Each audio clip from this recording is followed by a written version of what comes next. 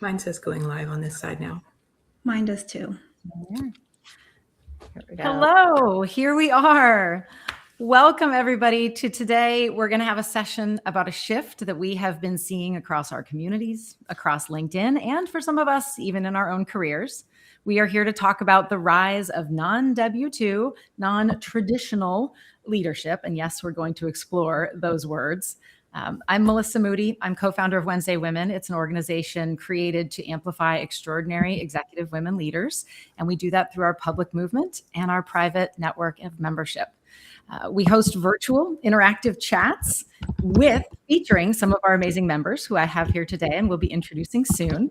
And we'll be having more of these chats in 2026 on the topics that really matter. These are the topics that matter to executive women, but of course they quite often apply to men as well. So for any of you who are here on the call, whether you're a man or a woman or whatever you identify as, we're glad to have you here with us today for the conversation. Why this particular topic? Well, in our executive membership and our community, we're seeing across the board, leaders are exploring non-W2 paths, entrepreneurship, fractional, consulting, portfolio careers, advisory work, and independent leadership, not because they're stepping back, but because they're stepping into more sustainable, aligned pathways for them, themselves, their families, and the vision for their careers. Some are choosing next steps that don't look like the corporate pathway that many of us have seen for many, many years. Some are forced into a change by necessity. Some are looking for alignment, others for autonomy, and some money. I want to reiterate this point, though. Our conversation today isn't just about why or even is this happening. It's about how leadership, as we think about it, is shifting. This is not a conversation about opting out. It's a conversation about opting in to a different way of leading. And I'm very, very glad to have some women who have lived on the front lines of this change and have wonderful perspectives here with me today. I'm going to be introducing briefly, but you will get to know them more. Three marvelous guests: my co-founder and community expert, Leslie Greenwood, down there in your corner. There she is. Ashley stamps the font, most recently VP of Customer Success at QuotaPath, now a founder, executive coach, and GTM advisor with the Success RX. And say hi, Ashley. You got to do a little wave. Hi. And Ellie Wu, previously a leader in sales and customer experience at companies that you've heard of like SAP Concur, BugCrowd, and Insight Partners, and now a founder and executive advisor with C-Suite CX. I'm about to ask them the very first question, but I want to set a few ground rules for anyone who's jumping in here. If you know Wednesday Women, you know we are real talk. We are going to get into this discussion. We're going to pick apart some things that might even be hot topics for some of the folks on the call here. So I want to remind everyone, first, you're allowed to participate. Get in that chat, tell us your thoughts, ask your questions, be a part of the conversation.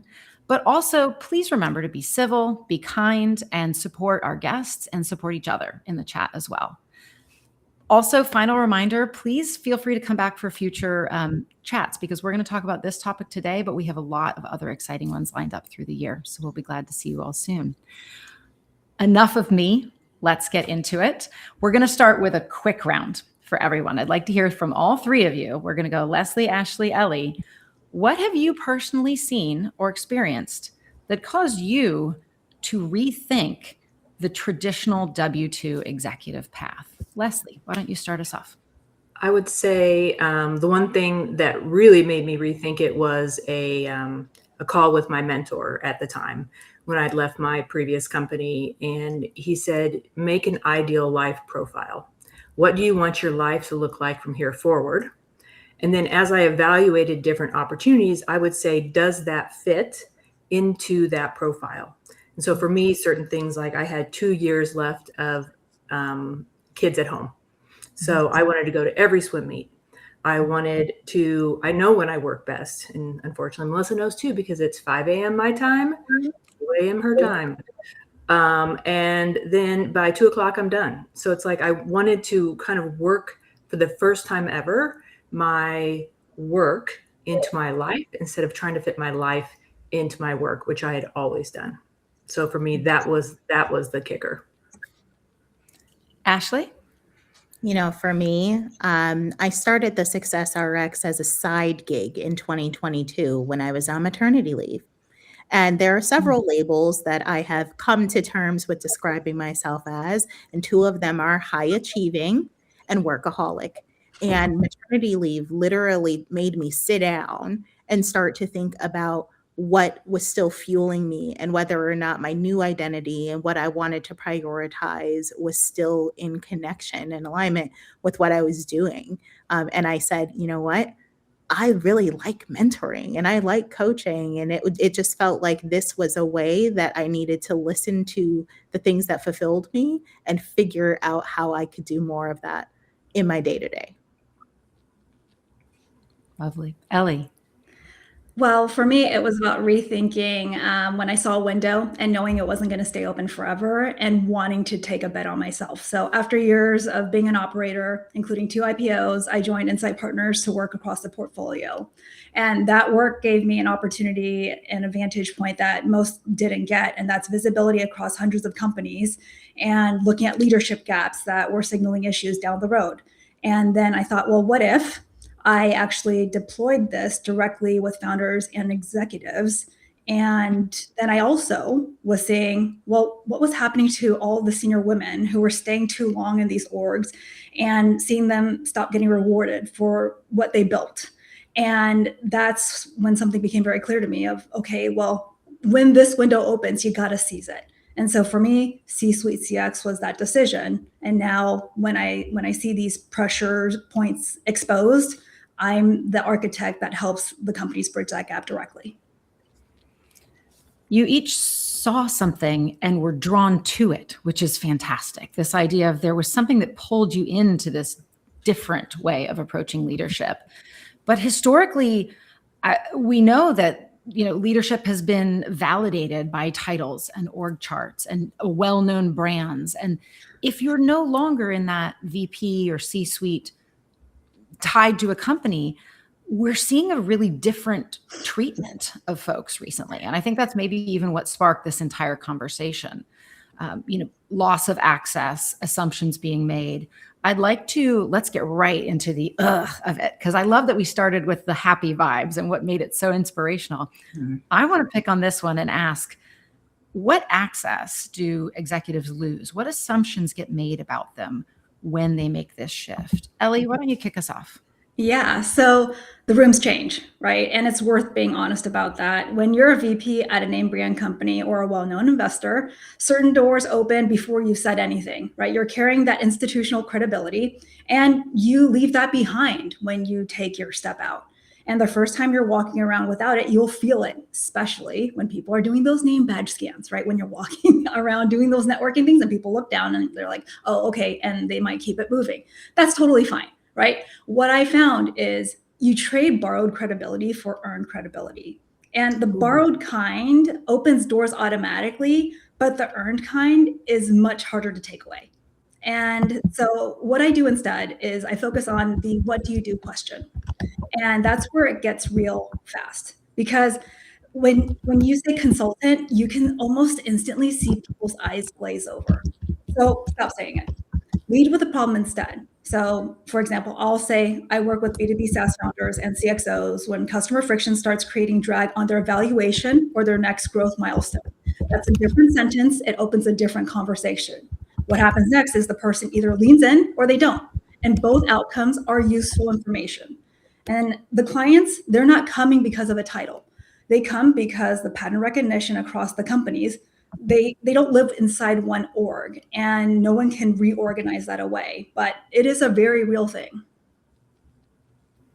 That's very well said. Ashley, I know you had some thoughts too, this idea of like the rooms that you're in, and that we've got quite a few good little sound bites from Ellie that I know you probably want to jump in on. Definitely did. Yeah. And unfortunately and fortunately, I agree with Ellie. It's fortunate because the fact is, when I stepped out of tech exec as my identity, I got more, well, what are you going to do now? Because people didn't know which box to put me in.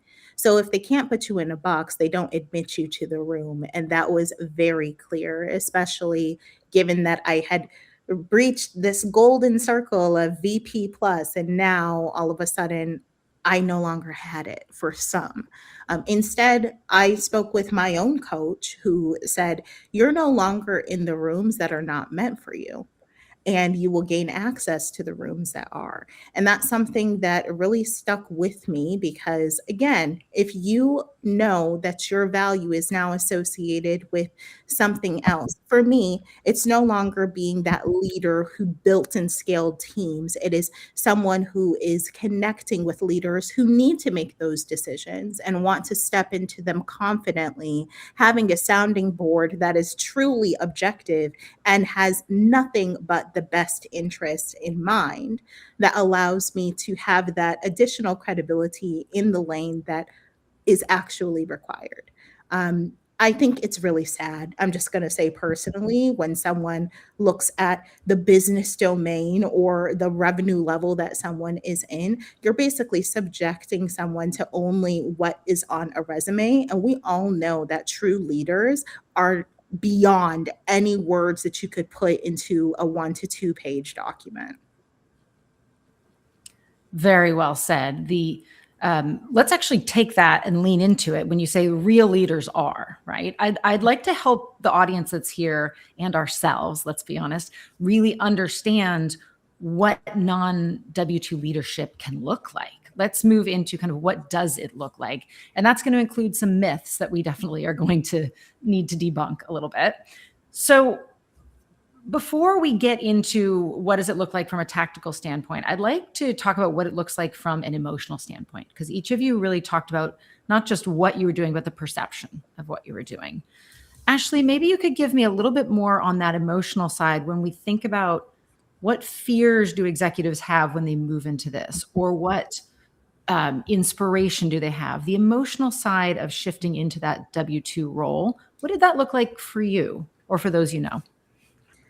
There's such a strong tie, not of professional identity, but personal identity for what your title or what you were known for.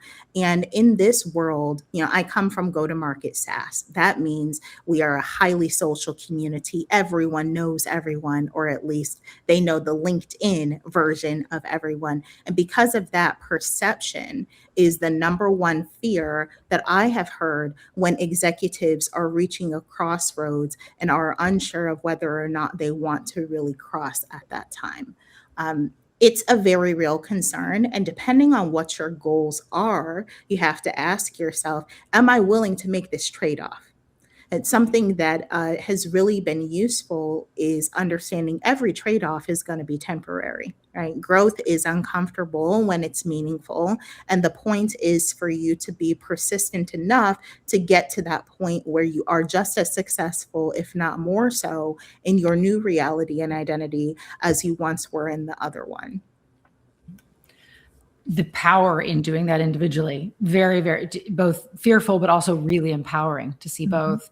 Leslie, I'd like to hear from your perspective as well, though. No matter what we do internally, you've seen a lot of stories of what we're facing from the outside in, the things that we can't get away from. Do you want to speak to that a bit?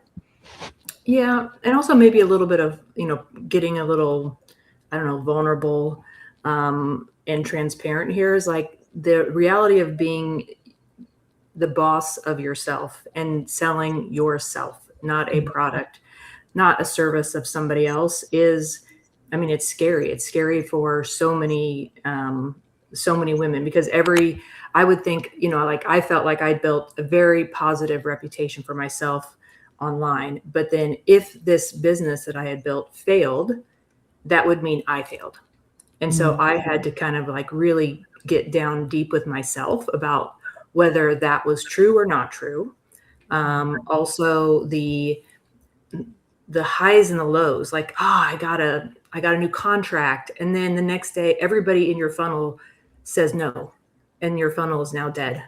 And you're like, oh my God, I'm a failure. So one day you're going to be a millionaire. And the next day you are curled up in a ball, thinking you're going out of business. And that is very real for many of the women that I speak to.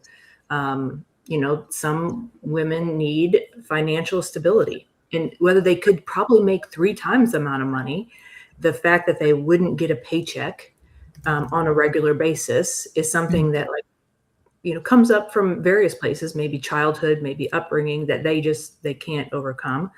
I mean, there's a reason we have also one of our sessions we have recently had is called Sales for Solopreneurs, because it doesn't matter whether you were a seller at one point. Selling yourself is a whole different ball game. Until you get confident with it, I will tell you, it comes. And I don't know. Honestly, one of the things I'm looking at Melissa's notes is like being taken less seriously. And honestly, I did not experience that. I felt that the credibility that I had built in my domain of expertise followed me and actually might have been stronger. So I think there's different ways to look at that. But I mean, it's an emotional roller coaster, and you have to be prepared for the ups and downs, and that it might be harder than you ever expected, but it also might be easier than you've ever expected. Ellie, my question was going to be kind of as a follow-up to there, kind of what were you most worried, let's not say afraid, but worried about losing or dropping, but also maybe to Leslie's point, was there something that you were most excited to gain from the emotional standpoint? I think it's the art of the possible, right? That's always the most exciting. And then there's the part that is the reality of it's all on you, right? The things that used to be an email, they end up on your to-do list, right? You used to send an email for like, oh, can I get help with this? And it's like, boop, okay, now it's yours. You're like, because you're running everything. So I would say that's an adjustment and a reality to consider, right? It's like the balance. You get the good and the bad of being the boss now. Even if you were high up in your initial role, you're now the full everything. Let's talk about the piece of authority and influence that also comes with being your own everything boss, but also you've seen that authority and influence, all of you, as an executive in companies. I'd like to ask, maybe Ellie, I'll start back with you, but do you see it being harder or easier to influence and drive change being within or external to a company? The influence component is definitely different. So if you think about inside of a company, people respond to the position as much as the person. So what you don't get as clean of a read on whether the thinking is actually landing or whether it's the title that's landing. And from the outside, there's no position to respond to. So every time you're in a room, it's the quality of what's in front of the people you're working with. So as an example, there was a board prep session where the whole room was circling around what the real problem was. And nobody was willing to say it because it was too much of a career risk for anybody who was actually part of the company. And what's great is that wasn't my constraint in this scenario. So I was able to name it. I could name the thing that nobody else could really name. And we were able to move forward and save probably at least a few months. And that's what actually gives you the benefit from being outside of the org and outside of those political constraints. And that's one of the benefits of when you think about what you're trading off. It gives you the clarity of like, what's the quality of your idea and the work and right in front of the folks. And it also removes any of the other gunk that gets in the way of getting things done. Ashley, how would you say your relationship with power changed between internal and external, W-2 and non-W-2? Yeah. So I unlocked a new level of power for me. And one of the ways that I'd always, when I was in an in-seat role, described how powerful I was are people going to do as I say, or am I going to encourage them to hit the targets that I have set? Instead, it became, how do I encourage them to set the right targets for themselves or their people? And in turn, being able to have an even greater impact on the organizations at large. I have some of the, I have some stories when it comes to, in the executive rooms, everyone appears to be aligned. And then there are 5 meetings after the meeting. And that's an example of you're only finding that to be the scenario because, to Ellie's point, they're afraid of saying the quiet part out loud. As someone who's literally paid to come in and advise, if I do not call out the hard truth, then I'm not doing my job. So I found it to be even more empowering to be a partner rather than the person who was the R and the A on the RACI. Well said. I mean, it's kind of like the room is going to change, the power is going to change. So there is in both, but it's just a shift in this leading. Before I want to kind of stick a little bit on this debunking of the myths. I was just in a conversation yesterday and we talked about the perception of the different non-W2 roles. So we have things like, if we put in titles, fractional, consultant, coach, there were actually varying opinions on each of those having its own power, each of those having its own perception. I'd love a quick round of a little bit of hot takes on what you're seeing with the language that we're using in those words and how it impacts the conversation. Leslie looks like she wants to jump in on this one. Well, let me just start off by, there's a reason why this event is called the Rise of Non-W2 Leadership, because the words that we use matter. You say the word consultant, just like Ashley or Ellie said, and someone goes that like that. You might be able to say advisor. Definitely if you say coach, someone is going to go, oh. Then you talk about operators or non-operators. I'm sorry, I'm a freaking operator. It doesn't matter whether I get paid a W-2 bill, a W-2 paycheck or not. In seat, not in seat. If I'm fractional, I'm in seat.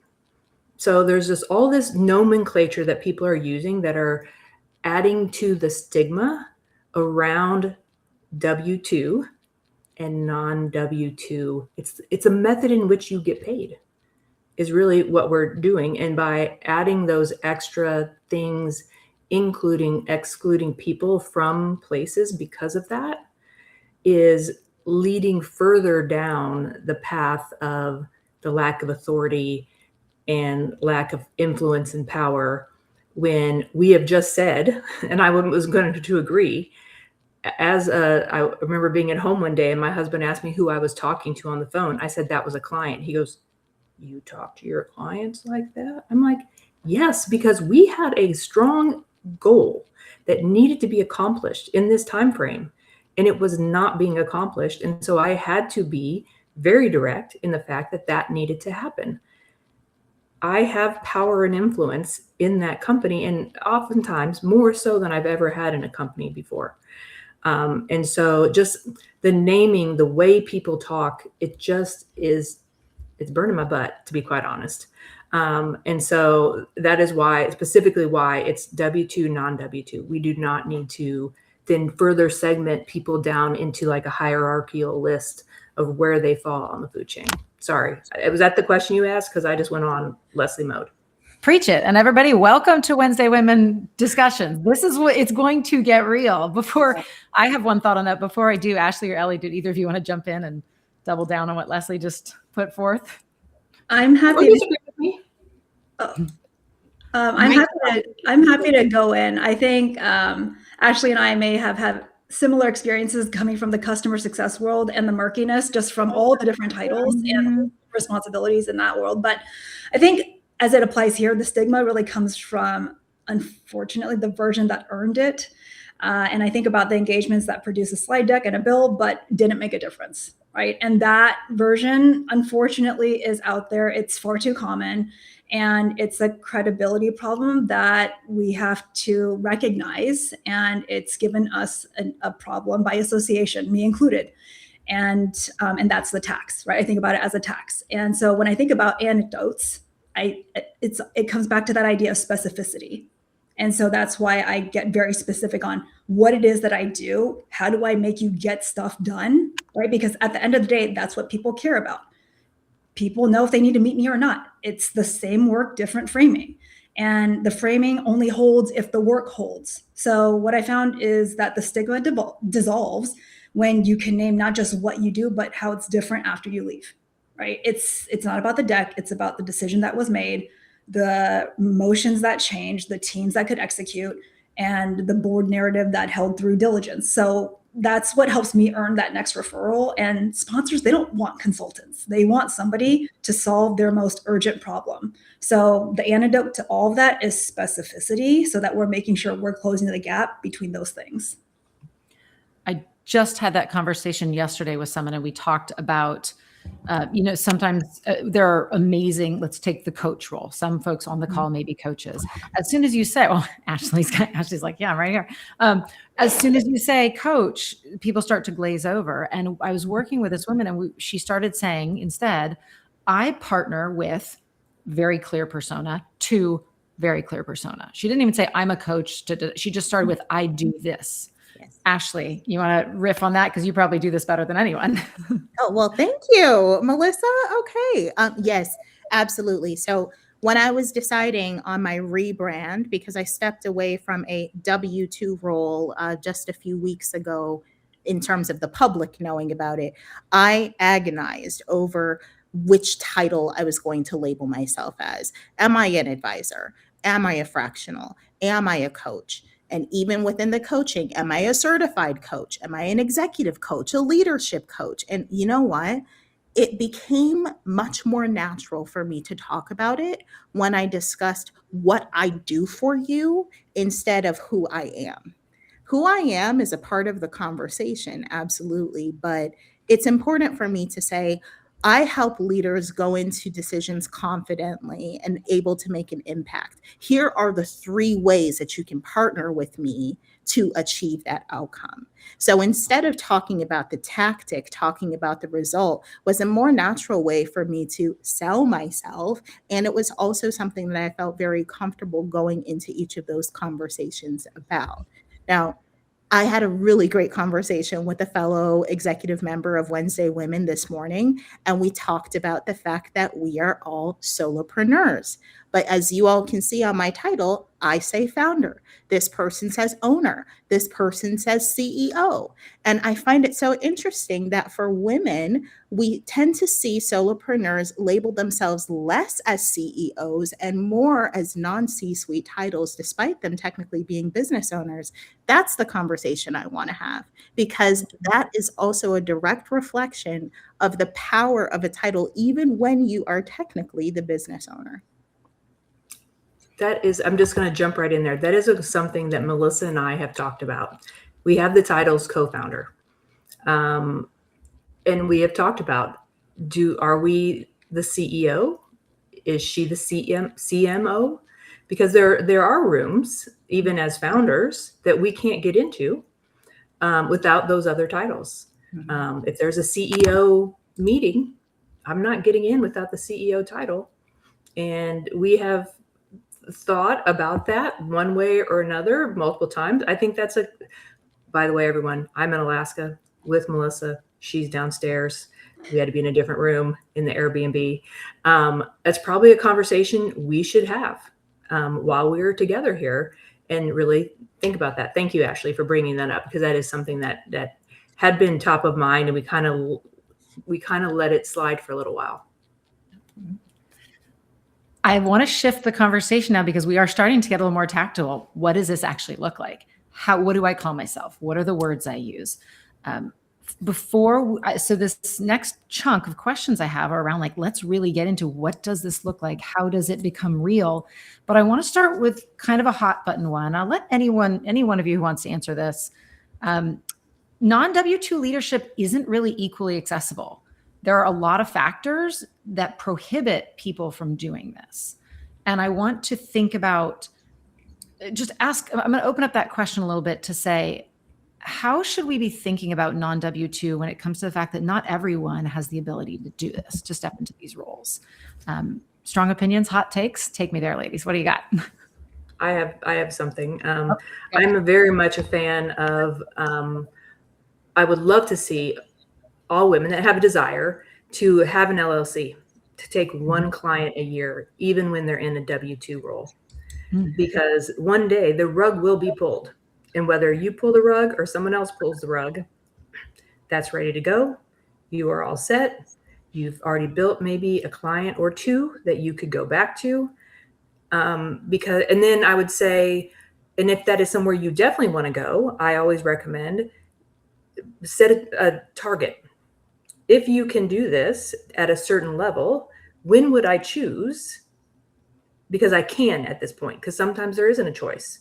When can I choose to go full time into this? And, so like just have that in the background and work on it as you can. And then if there is an option and you get to that point, then you have the choice. Because like you said, there's healthcare, there's whether your partner or spouse or non-partner or non-spouse has support.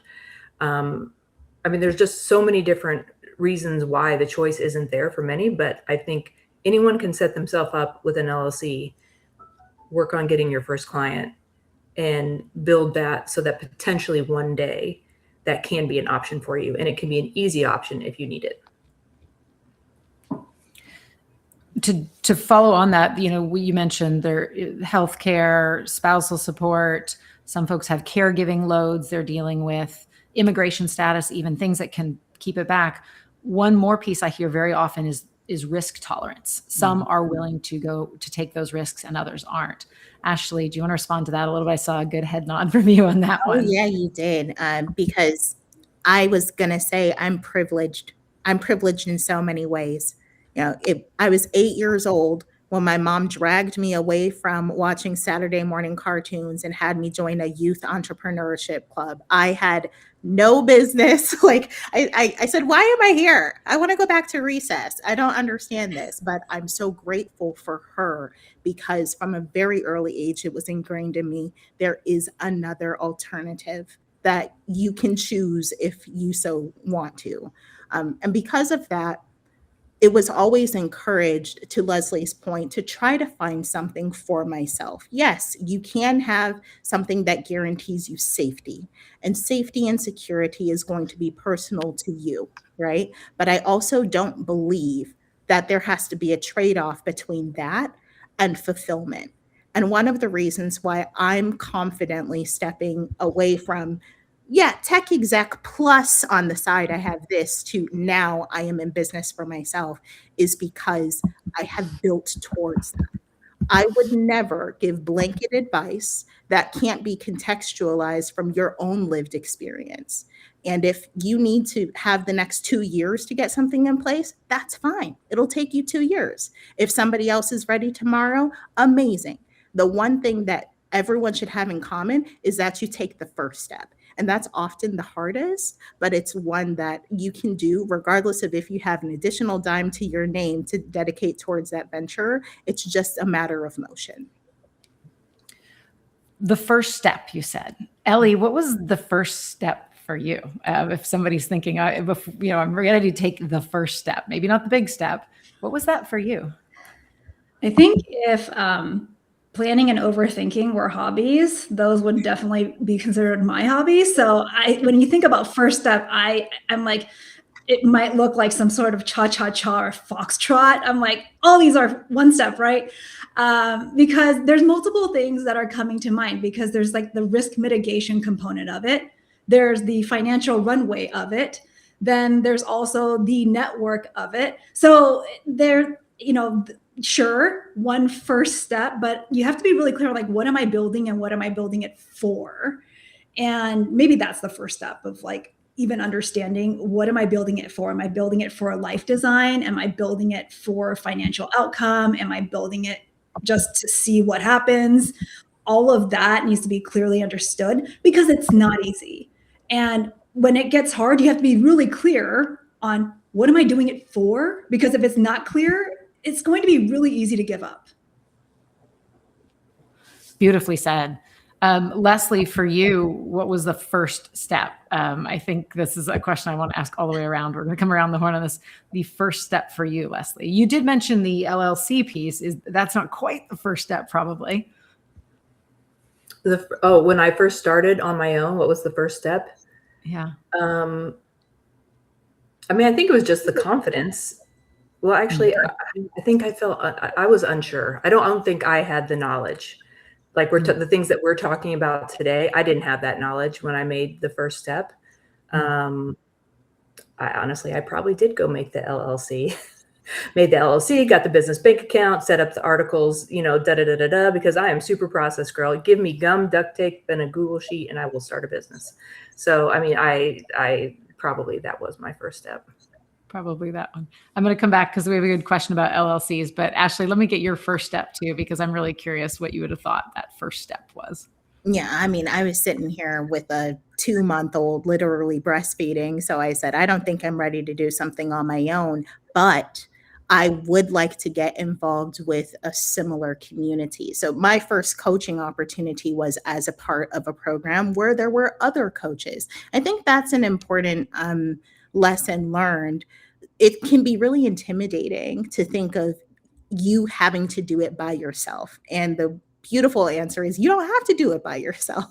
There are coaches who coach with other people under a master coach. There are advisors who do something similar. So my first step was with people, and then I was able to learn from it and then go out on my own. Well said. Quick question I want to touch on now, since it's just right on what we had. Holly had asked, Leslie, you mentioned kind of starting an LLC, whereas Holly was asking the difference between just going 1099 for a while versus an LLC. Do you want to pitch in on that briefly? And there's good discussion going on about then when to go to S Corp and all that, but maybe just the basics of 1099 versus LLC. I would say you should contact your tax advisor. That's who told me what to do. Because every state is different. Every state it makes different. There are different thresholds in which an S Corp makes more sense than an LLC. So find yourself a really good CPA that understands, because many don't understand, small business and solopreneurship, because it is a totally different thing. They specialize in certain things. And so yeah, that's my answer. My answer is talk to your tax advisor. Well, one more thing on that, between the 1099 and LLC, there's also a legal component. So make sure you talk to a lawyer about that, because you'll want to make sure you're looking into things like protecting yourself on that side. And then as soon as you're taking on any clients, business insurance, all of that is going to be really important, especially in this day and age with data involved, and making sure you get all those things covered too. 100%. There was a year I filed taxes in 3 countries. You need to offset that, like delegate, find somebody who is an expert in that, because your brain power is better used elsewhere.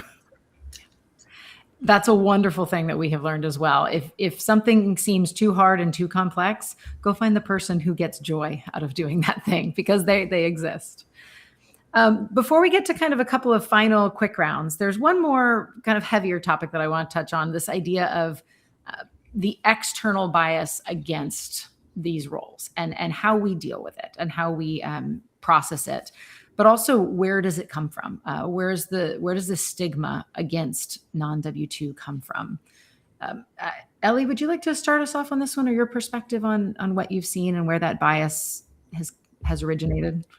I don't know that there's anything else I would add to that, but definitely curious. I don't know if Ashley had a chance to add anything to that piece yet, but I don't know if there's anything else I would add besides just not making enough of an impact. Mm-hmm. I come from the perspective of before I joined QuotaPath, I was intentionally fractional. I think this may have been one of the first conversations I had with Leslie when we first met. And I said, I'm taste testing.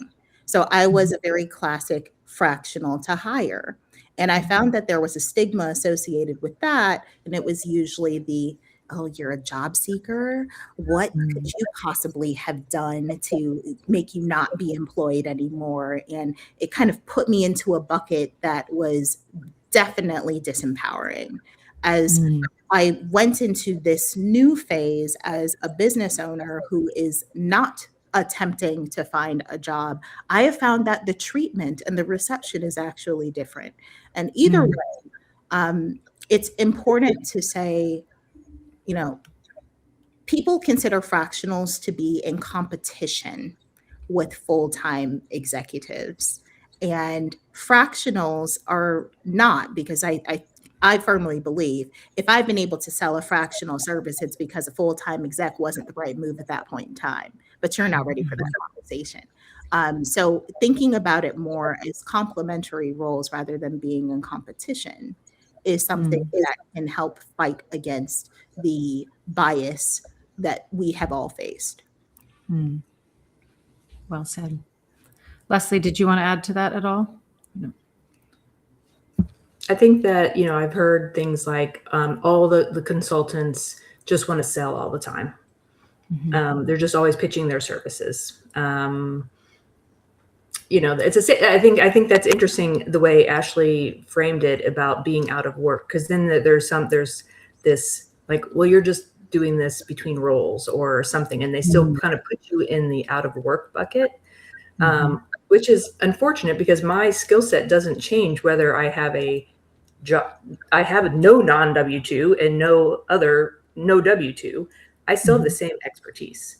I was sitting with someone the other day, and actually a couple people have mentioned this recently about going to an event, and it was all fractionals or consultants and people out of work, and they didn't want to be in the room with those people.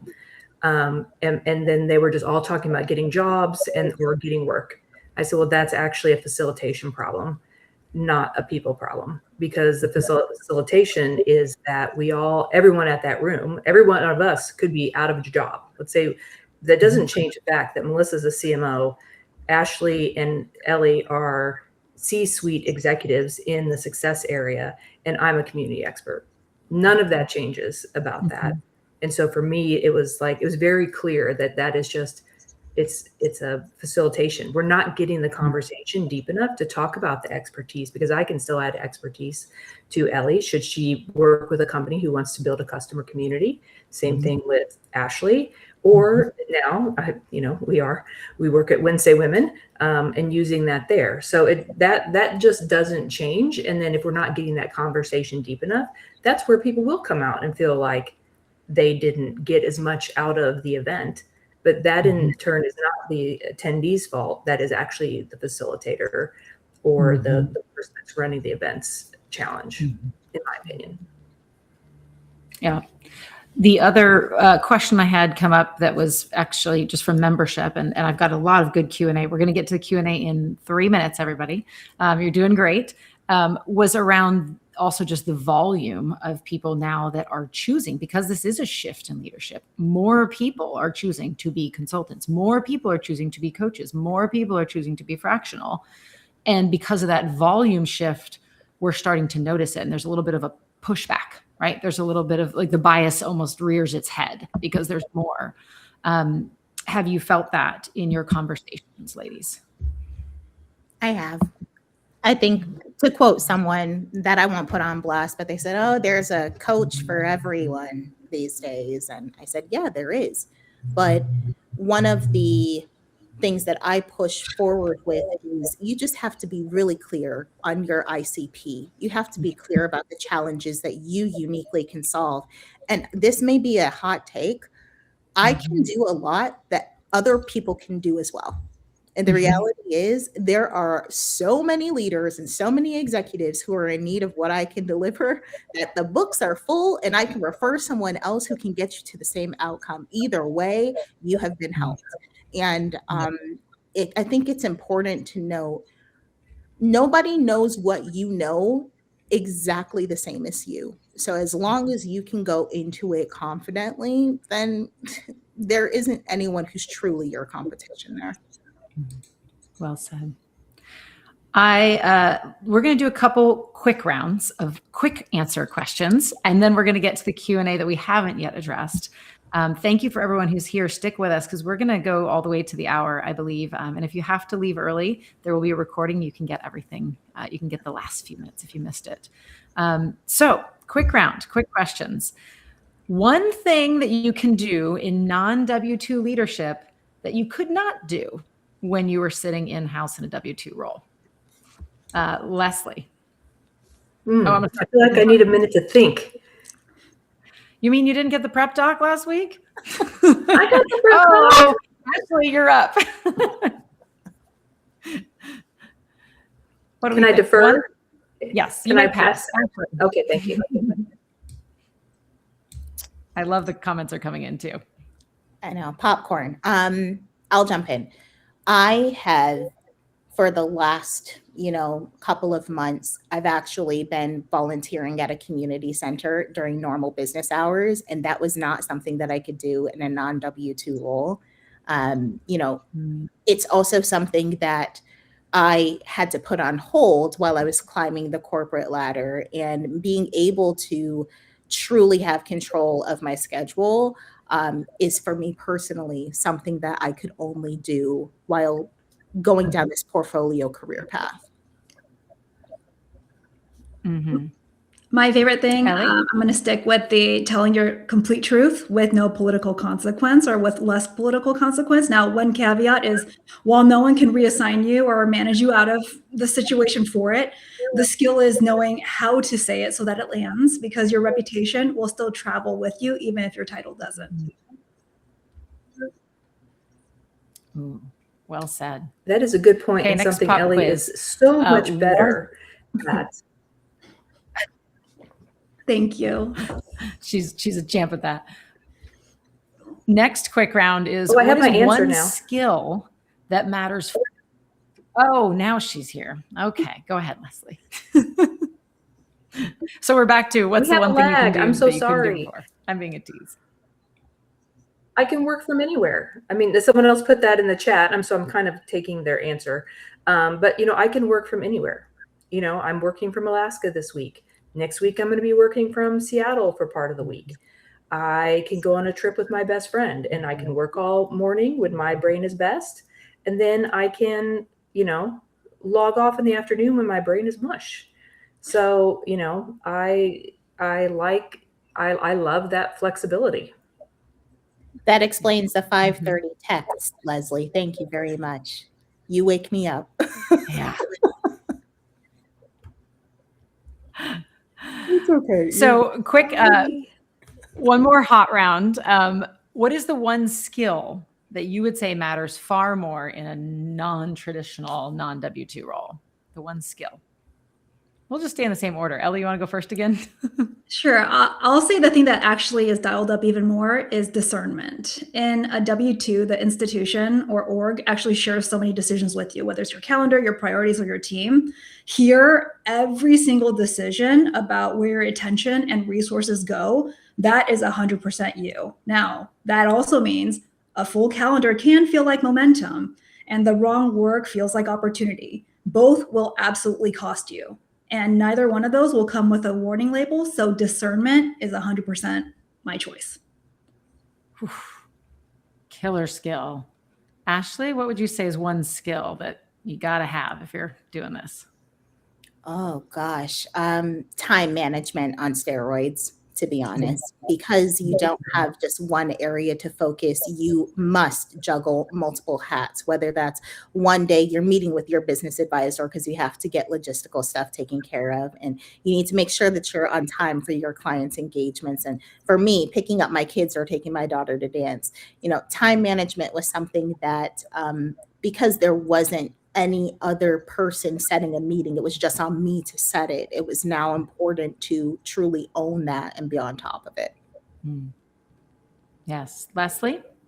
I'm going to add confidence. And sometimes that may mean fake confidence. I remember at the beginning, and I would make my offer, or I'd put out my proposal, and I would almost proposal it with an up intonation at the end of the sentence, where it sounded like a question, not as a statement.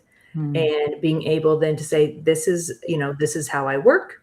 We will do a 6-month, retainer. My retainer cost is X per week. This is usually how I work with my clients.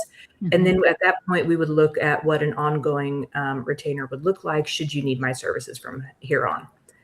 That's how I can say it now. That is not how I said it at the beginning.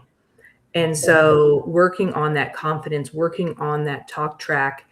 I mean, the fact of the matter is, from my first assessment to my last, it was over 3.5 times the cost. And it was only because I didn't have the confidence at first to ask for what it was worth. And then as I built my confidence, I was able to put myself back into, not overpriced, into a market price. And so that confidence that you need to build and feel comfortable understanding what your true worth is. And I don't even think I got there. Your worth of your time, your energy, and your expertise. It's not time. Let me take time away, because I can do something for community in 1/10 the time that someone else can do. It's your expertise. What is that expertise worth? And what is the value you can deliver? And knowing that and being able to say it confidently, that is a skill that you will absolutely have to work on. Yeah, Haley in the chat put something similar to that, this idea of knowing your value as a skill, like really understanding that value. So we've still got a couple more questions I'd love to ask, but I want to ask the ones that are in Q&A because you all have been very, very patient around this. I think one of the ones that came up very early on in the session, but is a really good question, is how do you continue to build your personal brand and your personal brand value over time in a role that is not a W-2 role? Like how does it look differently? What have you done? What has worked for you? I know each of you has done a wonderful job of this, building your public brand. Ashley, would you like to start and tell us a little bit about your approach and what you've seen work? Yeah. So one of the things is I tend to hyper focus, and in an executive role, my focus is on what that company needs. As a customer success revenue owner, I'm responsible for retention, expansion. That does require 100% focus.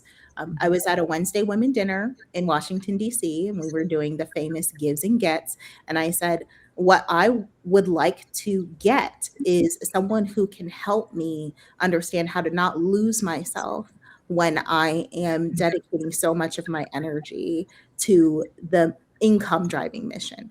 And I really took that to heart. So I'm going to shout out AI. I think I'm the first person on this webinar to say AI. We're 52 minutes in. We were trying to go a whole hour. I'm just kidding. It's fine. Say it because we have to make friends with the robots. It's fine. Listen, when I established my brand in 2022 versus the way that I'm doing it now, AI has literally transformed the way that I've done it. And it's made it a lot more effort efficient, let's just say it that way, to do it. So, one of the things that I have done is gotten very familiar with Claude. Claude has my content calendar. Claude is an advisor to me in terms of me building out an agent. And my content is not completely AI generated, but it at least helps me understand, okay, what's the flow that I'm going to be writing on? So it becomes less commanding of my time, allowing me to have that brand presence be passively nurtured while my attention may be somewhere else. Agree. Ellie, how about you? Same question around how do you build your personal brand over time? Yeah, this is something that is evolving, I would say, and it's something I want to continually get better at. My LinkedIn posting is sporadic. There's times where I'm definitely more consistent, and there's other times where I get too busy and I just like drop off. And so that's an evolution. But I think on the point of AI, can definitely see opportunities for AI assistance, and especially as a solopreneur, right? Instead of hiring a team, although there's folks that I do share with other entrepreneurs, which has been fabulous. I also do have AI running different parts of the business that I think about it as AI assistants. So when I think about the brand, the part that I want to make sure I'm really intentional about is not pushing too quickly, too far, because I don't want to ever risk reputational damage. And so that's where I draw my lines. We had someone mention the other day, reputation. We actually didn't get into that too much today, but the importance of reputation when you're standing on your own becomes such a huge piece of the pie. I did want to call out too, Wednesday Women is actually currently about to run some original research on specifically women in leadership, building visibility and what they're doing and how they're doing it and how it's supporting these efforts. So that will be coming. Anybody who's on the listening to it or watching this in replay, you'll see that survey to take. It would be very, very helpful for us. I think we have time for maybe one or two more quick questions. I'm going to stay in our questions from the audience.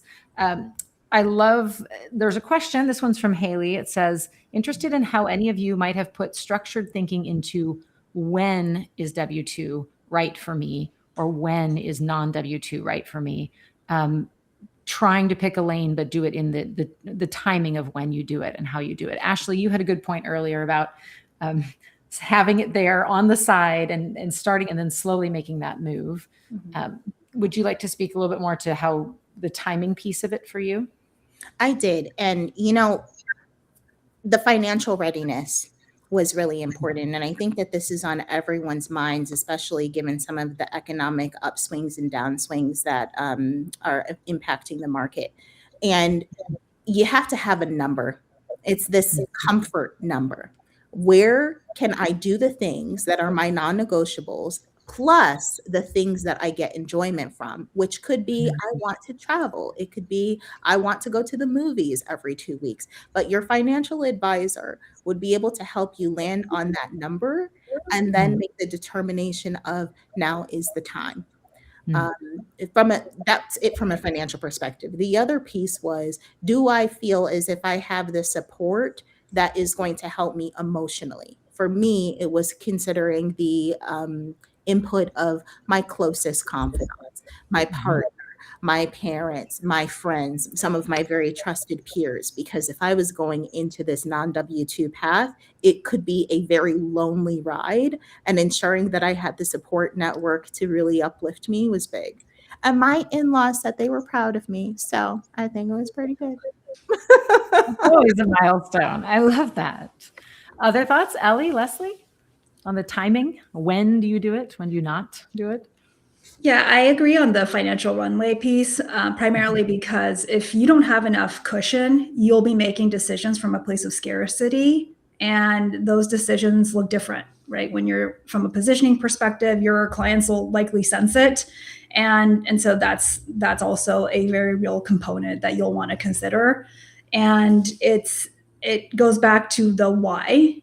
And for me, the reason of how I decided, I actually never thought I would go into a non-W-2, but I saw a very compelling reason, business case, and I didn't see anybody else filling the niche that I could fill. And so I thought, why not? Because I didn't have a good enough reason to not try it. And so that's why I did it. But I also made sure I had the right scaffolding, the right, all of the different components in place. We talked about my first step being the Foxtrot. I had all those checks in place before I made the leap, right? So my leap wasn't like this tightrope walk between two skyscrapers. It was like a walk across a board 16 inches off the ground. I love that I'm on this webinar with all these planners. My answer is like when it feels right. I mean, yes, you have to be able to pay your bills and everything, but it's like, when do you feel that you're ready, personally, emotionally, to go take that step out on your own? I will say that having a good network makes a big difference, because your network and referrals will feed you for the first part of your journey. And so, having that, Melissa alluded to this, but like, if you fall into that know, like, and trust section for the people in your network, and they know that you're, an expert in something, then, I'm still getting tagged in communities when someone says, I'm building a community, and I get tagged, and I'm like, I'm not really doing that, but happy to talk to you. And so you need to think about that. I think that's maybe even the pre-step, is that you have built a network that can help support you as well. So it kind of goes into Ashley's. It's just maybe not certain people. It's a group of people who understand the value that you bring. Well, we have filled the hour. We could keep going. I'm sure we could. But to that point of the network, I just wanted to thank each one of you. For those of you watching, Ashley and Ellie are part of our Wednesday Women Executive Membership, and we have a lot of conversations that go this deep and peel back the cover on what's really going on this topic, but of course, a lot of other ones. So from my co-founder, Leslie Greenwood, and me, Melissa Moody, we were really pleased to have everyone dial in today. And thank you, Ashley and Ellie, for coming and sharing your experiences with the group.